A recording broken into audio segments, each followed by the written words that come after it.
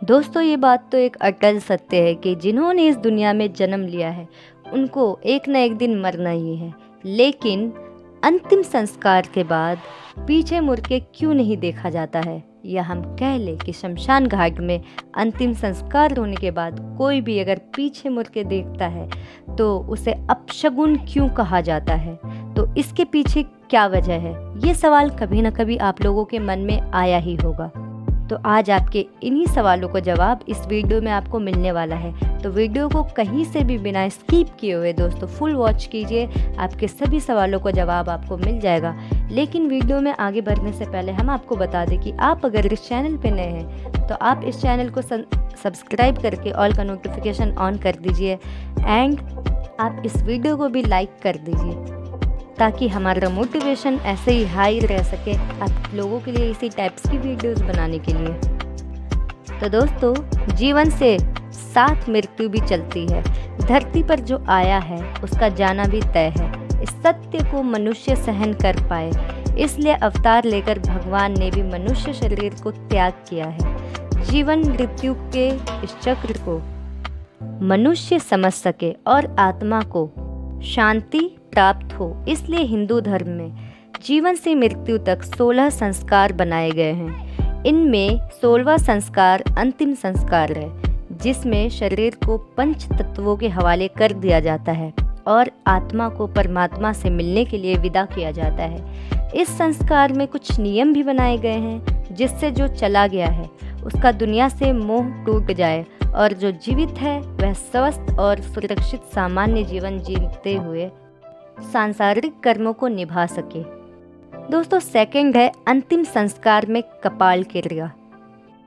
इसके लिए अंतिम संस्कार के नियमों में कुछ बातों का पालन किया जाता है। अंतिम संस्कार के दौरान जब शरीर को अग्नि के हवाले कर दिया जाता है तो वह शवदाह के मध्य में जिस शैया पर लिटाकर शव को शमशान घाट ले गया होता है उसी शैया का एक बांस निकालकर उससे शव के सर पर चोट किया जाता है, जिसे कपाल क्रिया कहा जाता है। कहते हैं इससे सांसारिक मोह में फंसा जीव शरीर के बंधन से मुक्त हो जाता है।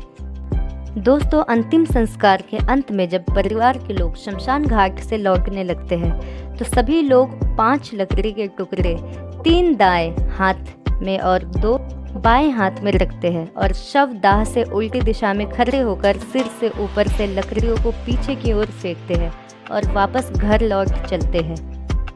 इस क्रिया के बाद पीछे मुड़कर नहीं देखना होता है।